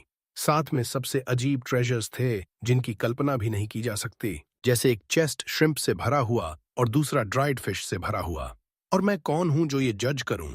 हालांकि कई लोगों को ये ट्रेजर्स न लगें, लेकिन टकुमी जल्दी ही अपनी शॉपिंग लिस्ट बनाने लगा, सोचते हुए कि बाद में ट्विंस के लिए कितना डिलिशियस फूड बनाएगा। उन्हें एक हिडन पैसेज मिला जो 6th फ्लोर पर ले जाता था, लेकिन क्योंकि शाम हो चुकी थी उन्होंने उसे अगले दिन के लिए छोड़ दिया।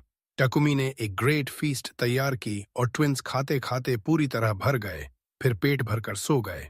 अगले दिन वे 6th फ्लोर की तरफ अपनी जर्नी जारी रखते हैं। आगे बढ़ते हुए उन्हें और मॉन्स्टर्स मिलते हैं, और जब टकुमी को ध्यान जाता है कि ट्विंस अपनी मैजिक इस्तेमाल करने में अब कंफर्टेबल हो रहे हैं, तो वो उनकी स्टैट्स देखने का फैसला करता है, सिर्फ ये जानने के लिए कि वे लेवल 25 पहुंच चुके हैं। मतलब अब वो उससे सिर्फ 2 लेवल्स पीछे रह गए हैं। अब तक हम जानते थे कि टकुमी में फियर्स कम्पेटिटिव स्पिरिट है, लेकिन उसकी भी सीमा होती है। इसलिए वो फैसला करता है कि अब उसे खुद और स्ट्रॉन्गर बनना होगा, क्योंकि चाहे ट्विंस फेट से कितने भी ब्लेस्ड हों या ना हों, ये आइडिया कि 2 5-year-old बच्चे उससे स्ट्रॉन्गर हैं, उसे बहुत इरिटेटिंग लगता है। उसके बाद वे आगे बढ़ते हैं और 10th फ्लोर तक पहुंचते हैं, जहां उन्हें एक मैसिव डोर मिलती है जो बॉस रूम की तरफ ले जाती लग रही थी। लेकिन जब वे अंदर जाते हैं तो कुछ नहीं मिलता सिवाय लो लेवल छोटी छोटी फिश की बड़ी संख्या के, और वे उन्हें आसानी से डिफीट कर देते हैं। फिर भी ये वेस्ट नहीं गया, क्योंकि उन्हें एक ट्रेजर चेस्ट मिला जिसमें एक ब्रेसलेट था जो उनके पास पहले से मौजूद वाले ब्रेसलेट्स जैसा था, और साफ था कि अगर बाद में वापस आकर अपने किसी फेमिलियर को साथ लाना चाहें तो ये बहुत मदद करेगा। ट्विंस ने कहा कि आगे बढ़ें, लेकिन उन्हें इस फ्लोर के टेलीपोर्टेशन डिवाइस का फायदा उठाना था। इसलिए वे डंजन के शुरू में वापस लौटे, फिर सरफेस की तरफ अपना रास्ता जारी रखा, कोस्टल सिटी को थोड़ा एक्सप्लोर किया, डिलिशियस फूड खाया, नए लोगों से मिले, जब तक वे ब्लैकस्मिथ शॉप पहुंचे, जहां टकुमी ने लेवायथन स्केल्स और दूसरे स्ट्रेंज मटेरियल्स दे दिए ताकि पर्सनल ऑर्नामेंट्स और टूल्स फॉर्ज किए जा सकें जो बाद में काम आ सकें। वे शोर पर एक छोटे चर्च से भी गुजरे और टकुमी ने मौका उठाकर सिल से थोड़ी देर बात की। उसने फ्रैंकनेस से कहा कि अब उसे पता चल गया है कि ट्विंस वाटर के रूलर के चिल्ड्रन हैं। वो इस बात से अपसेट नहीं था कि सिल ने उसे छुपाया, लेकिन वो क्यूरियस था कि ट्विंस का फादर कहाँ है और क्यों उसने उन्हें डेंजर अकेले फेस करने के लिए छोड़ दिया। ये सवाल सिल में बहुत टेंशन पैदा कर देता है। उसे शांत होने में एक मोमेंट लगता है, फिर वो कंफर्म करता है कि हाँ, उसे जवाब पता है, लेकिन सारी डिटेल्स नहीं बता सकता क्योंकि वो अभी भी रूलर है और ऐसी बातें करने से वो सीरियस ट्रबल में पड़ सकता है। टकुमी उसके साइलेंस की वजह समझ जाता है, और सिल की रिएक्शन से साथ ही इस बात से कि ट्विंस को अकेला छोड़ दिया गया था, वो निष्कर्ष निकालता है कि वाटर का रूलर बहुत शैलो इंसान लगता है जो उनके साथ जो हुआ उसकी परवाह ही नहीं करता। उसी समय हालांकि एक बात उसे रीअश्योर करती है कि अब उसे ये नहीं लगता कि ये फादर अचानक आएगा और उन्हें उससे छीनने की कोशिश करेगा, क्योंकि वो मूड हल्का करना चाहता था। सिल उसे कंग्रेचुलेट करता है और अनाउंस करता है कि अब वो ऑफिशियली रिटेनर बन गया है। ये रैंक तब दी जाती है जब कोई रूलर किसी को ऑफिशियल ड्यूटी असाइन करता है जिसकी रिस्पॉन्सिबिलिटी वो खुद लेता है। मतलब अब तक जो सिंपल चीजें वो कर रहा था वो ट्रू मिशन नहीं गिनी गई, जबकि अब उसकी ऑफिशियल ड्यूटी ये हो गई है कि रूलर के रिप्रेजेंटेटिव्स में से एक बनकर ट्विंस को रेज और एजुकेट करे। दूसरे शब्दों में उसका प्राइमरी जॉब अच्छा फादर बनना है, जो सच में वो पहले से कर ही रहा था। इसके अलावा ये ड्यूटी वाइंड से कनेक्टेड नहीं थी, जैसा कि आप कल्पना कर सकते हैं।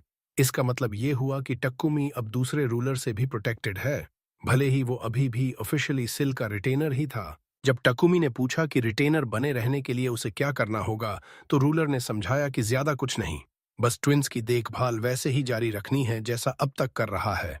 और अगर ये काफी नहीं, तो रूलर ऑफ फायर सलामांटियल ने भी उसकी सारी अचीवमेंट्स की स्टोरीज सुन ली थीं और उसे कुछ छोटे गिफ्ट्स भेजने का फैसला किया।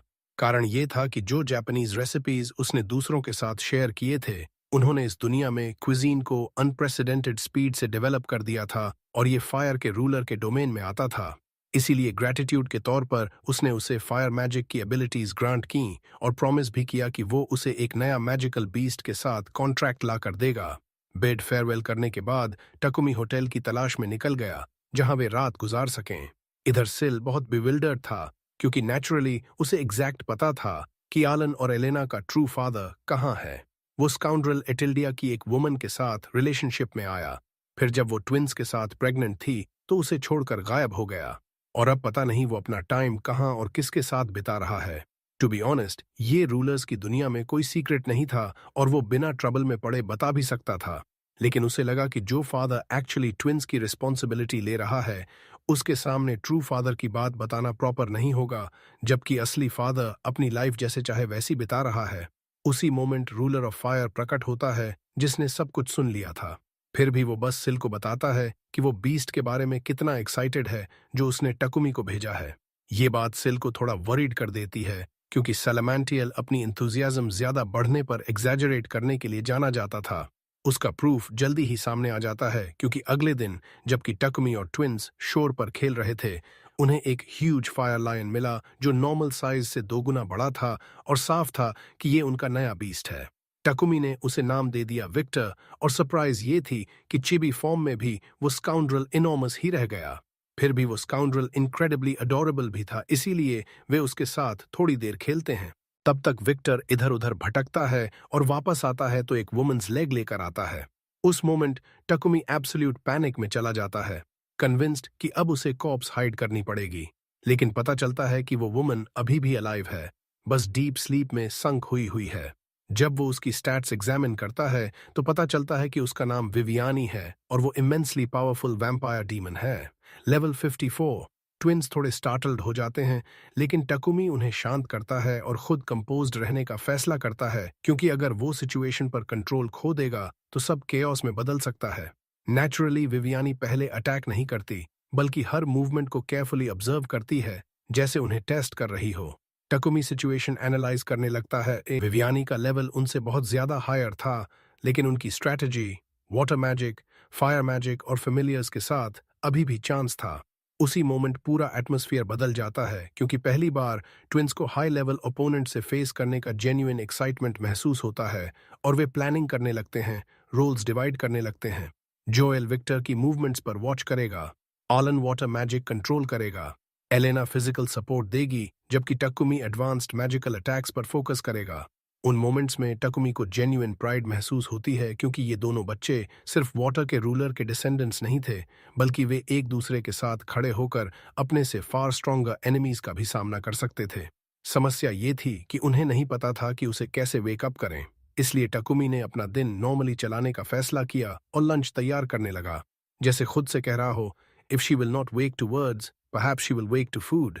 ये सोल्यूशन सच में इफेक्टिव साबित हुआ क्योंकि डीमननेस फूड की स्मेल से रैवनसली हंग्री होकर जाग गई, जैसे उसकी भूख जग गई हो। उसकी भूख ने ही उसे जगा दिया था, दिमाग नहीं। टाकुमी ने उसे कुछ खाना दिया और वो उसे अजीब तेजी से खा गई। थोड़ा शांत होने के बाद वो खुद को इंट्रोड्यूस करने लगी।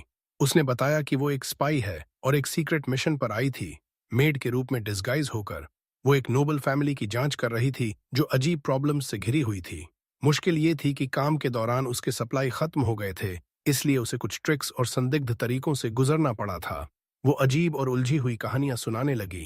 कभी कभी उसकी बातें बेतरतीब हो जाती थीं, लेकिन ट्विंस को ये सब बहुत मजा आ रहा था क्योंकि पहली बार उन्हें किसी ऐसे इंसान की कहानियां सुनने को मिल रही थीं जिनकी जिंदगी उनके अपनी से बिल्कुल अलग एडवेंचर्स से भरी हुई थी। आखिर में वो अजीब लड़की उठकर जाने लगी, लेकिन जाते जाते उसने टाकुमी से पूछा कि ट्विंस से उसका क्या रिश्ता है, क्या वो उनके फादर हैं या बड़े भाई। टाकुमी ने शांति से जवाब दिया कि वो खुद को उनका बड़ा भाई मानता है। ये सवाल ट्विंस का ध्यान खींच गया क्योंकि उन्हें मूल रूप से फादर शब्द का मतलब ही नहीं समझ आ रहा था।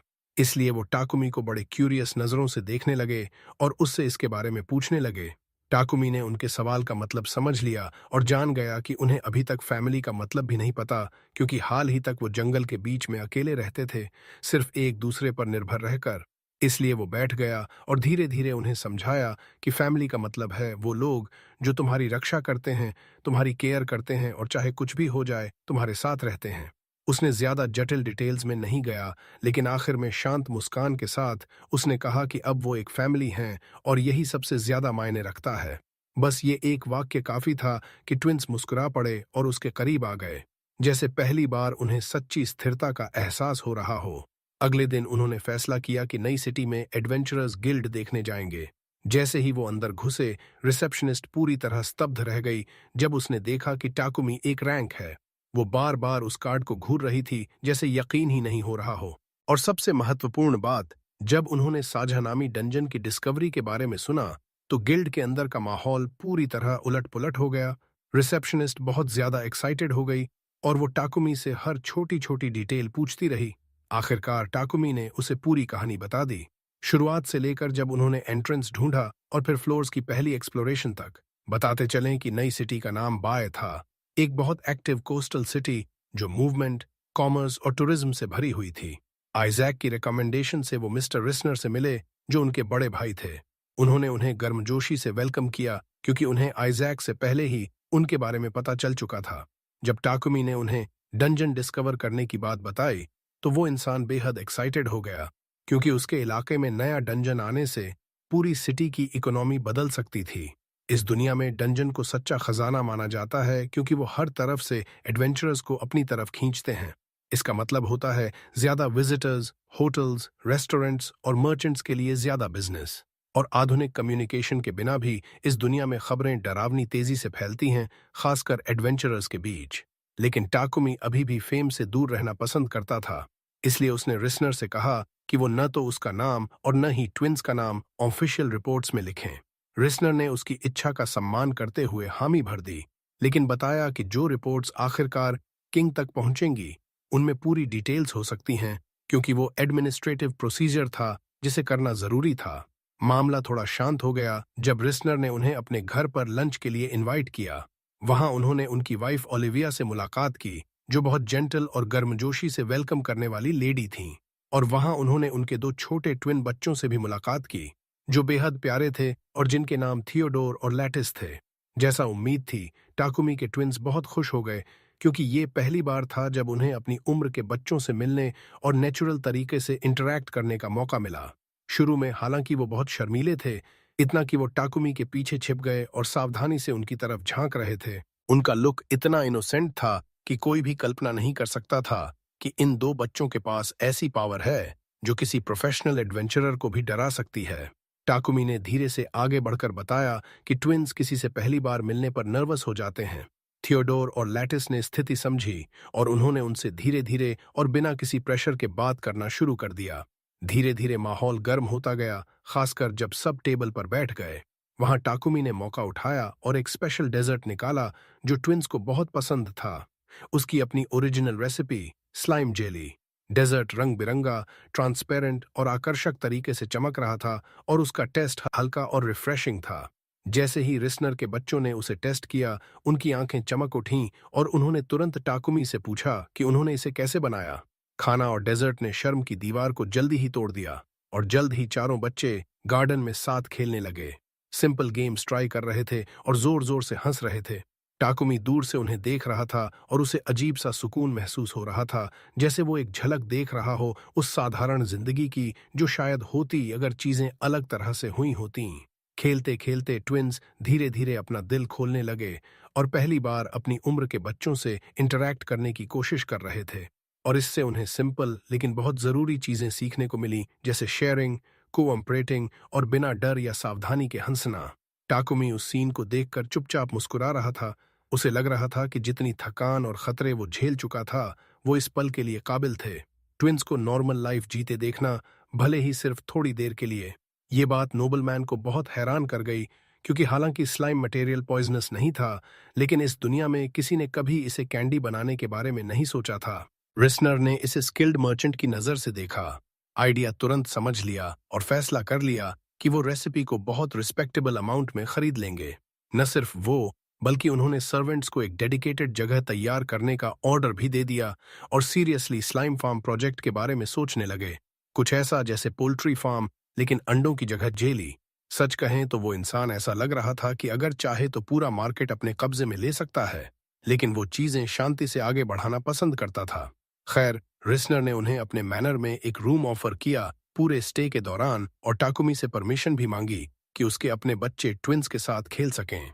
नेचुरली टाकुमी ने बिना हिचकिचाहट के हामी भर दी।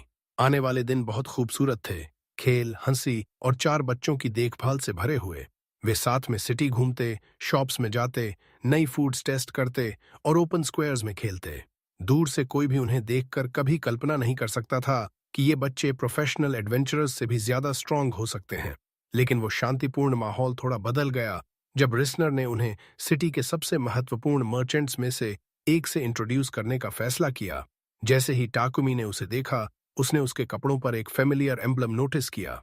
शुरू में उसने ज्यादा ध्यान नहीं दिया, लेकिन कुछ पलों बाद उसे याद आया कि ये वही सिंबल था जो उस शिप पर देखा था जो मरमेड विलेज के पास डूब गया था। इसलिए टाकुमी ने सावधानी से उससे इसके बारे में पूछा, बिना मरमेड्स का जिक्र किए। मर्चेंट ने कंफर्म किया कि हाँ, उसकी एक शिप समुद्र में हाल ही में डूब गई थी। सौभाग्य से क्रू के सभी सदस्य बच गए थे, लेकिन लॉस बहुत बड़ा था और कंपनी को सीरियस लीगल ट्रबल में डालने वाला था। टाकुमी, जो हमेशा खुद पर अटेंशन खींचने से बचता था, खुद को फिर से एक ऑकवर्ड स्थिति में पाया। थोड़ी हिचकिचाहट और शर्मिंदगी के बाद उसने चुपचाप मर्चेंट को बताया कि वो ही था जिसने शिप को वापस लाया था। वो इंसान वहीं फ्रीज हो गया क्योंकि शिप बहुत दूर तट से डूबा था, ऐसी जगह जहां आसानी से कोई नहीं पहुंच सकता था। फिर भी टाकुमी ने इसे ऐसे बताया जैसे कोई बहुत साधारण बात हो। बिना ज्यादा प्रिम्बल के टाकुमी ने उसे बताया कि वो शिप को सब कुछ समेत वापस कर सकता है और उसे नहीं पता कि कार्गो अभी भी यूजेबल है या नहीं। तो मर्चेंट को खुद फैसला करना होगा कि वो अच्छी कंडीशन में है या नहीं। उस पॉइंट पर मर्चेंट की आंखें लगभग डरावने तरीके से चमक उठीं, इतना कि रिस्नर ने खुद हैरानी से पूछ लिया, इस सब के बदले में तुम क्या मांगोगे? टाकुमी घबरा गया क्योंकि उसने कभी कुछ मांगने का इरादा ही नहीं रखा था। लेकिन नोबल्स और मर्चेंट्स की दुनिया में लोग अलग सोचते थे और ऐसा लगता नहीं था कि कोई इतनी बड़ी चीज बिना कंपेंसेशन के दे दे। फिर भी टाकुमी ने शिप बिना कुछ मांगे वापस कर दी। मर्चेंट ने उसे गर्मजोशी से थैंक किया और बताया कि शिप के अंदर एक बेहद रेयर फेरी जेम था जिसे वो पूरी तरह रिकवर करने की उम्मीद छोड़ चुका था। लेकिन शिप के वापस आने से वो अपने सारे लॉसेस रिकवर कर पाया। ये स्थिति ट्विंस को कंफ्यूज कर गई क्योंकि उन्हें समझ नहीं आ रहा था कि कोई चीज मालिक को बिना पेमेंट मांगे क्यों लौटा दे। टाकुमी ने मौके का फायदा उठाया और उन्हें एक महत्वपूर्ण लेसन सिखाया कि चोरी गलत है और जो कुछ भी वो पाएं जो उनका नहीं है, उसे मालिक को वापस करना चाहिए, चाहे वो कितना भी छोटा हो। हालांकि टाकुमी ने कुछ नहीं मांगा था, फिर भी मर्चेंट ने उसे रिवॉर्ड देने पर जोर दिया और उसे अपनी कंपनी के प्रोडक्ट्स का फुल टूर ऑफर किया। उस टूर में बहुत रेयर आइटम्स थे, जिनमें सबसे महत्वपूर्ण कॉफी था, जो कैफीन लव करने वालों के लिए सच्चा खजाना थी। उसने उसे लग्जरी स्पाइसेस का कलेक्शन भी दिया, जिस पॉइंट पर टाकुमी ने घोषणा कर दी कि वो खुद डिनर तैयार करेगा और मेन डिश करी होगी। नतीजा नेचुरली वैसा ही था जैसा उम्मीद था। मैनर में हर कोई खाने के टेस्ट से पूरी तरह शॉक हो गया, यहाँ तक कि शेफ खुद लगभग घुटनों के बल टाकुमी के सामने गिर पड़ा और उससे अप्रेंटिस बनने की भीख मांगने लगा। टाकुमी हंसा और बोला कि वो एक एडवेंचरर है, शेफ नहीं, और जो कुछ वो जानता है वो सिर्फ अपनी होमलैंड की कुछ रेसिपीज हैं। नए बेकर के साथ भी यही हुआ, जो उन अजीब रेसिपीज से स्तब्ध था और उन्हें यूज करने के लिए कुछ भी करने को तैयार था। कुछ समय बाद टाकुमी को थोड़ा गिल्ट फील होने लगा कि वो अपने फैमिलियर्स को इतनी देर अकेला छोड़ दिया है, इसलिए उसने दोपहर में उन्हें वॉक पर ले जाने का फैसला किया। लेकिन वो शांतिपूर्ण सैर जल्द ही उलट पुलट हो गई जब उसे कुछ ठगों का ग्रुप मिला जो उसे मारने, बच्चों को किडनैप करने और ब्लैक मार्केट में बेचने का इरादा रखते थे। नेचुरली बैटल शुरू होते ही तय हो गई थी। ठगों को तेजी से हरा दिया गया।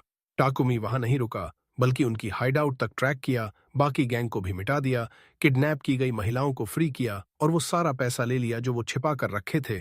उसके बाद उन्होंने ब्लैकस्मिथ से ऑर्डर किए गए पेंडेंट्स और इक्विपमेंट कलेक्ट किए, क्योंकि उन्हें डंजन के बाकी हिस्से एक्सप्लोर करने के लिए जरूरत थी। ये काम पूरा होने के बाद और मरमेड्स से अपने फैमिलियर्स के लिए नए ब्रेसलेट्स रिक्वेस्ट करने के बाद वो उस जगह वापस लौटे जहां से ज्यादा फ्लोर्स ओपन करना शुरू किया। नेचुरली इससे नए और लगातार बैटल्स में खींच लिया गया और सवाल ये था कि क्या वो हार सकते हैं। ऐसा कुछ नहीं, उल्टा वो पूरी आसानी से आगे बढ़े और जब ट्रैप में फंसे भी तो सिर्फ मामूली मुश्किल से निकल आए, जैसे फेट खुद उनका साथ दे रही हो। जब आखिरकार वो बॉस चैम्बर पहुंचे तो पता चला कि बॉस कोई और नहीं बल्कि एक छोटा क्राकेन था, और अगर ये छोटा था तो बड़ा वाला कैसा होगा।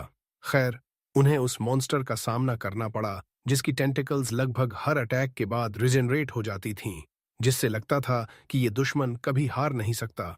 लेकिन पता चला कि इसकी एक वीकनेस थी, इसे overwhelming number of consecutive attacks से अटैक करना पड़ता था ताकि उसे लिम्ब्स रिजेनरेट करने का चांस ही न मिले। और ठीक यही उन्होंने किया। टीम के हर मेंबर ने अपनी पूरी स्ट्रेंथ फाइनल असॉल्ट में झोंक दी और उन्होंने अपने अलग अलग एलिमेंट्स को भी साथ में कंबाइन किया।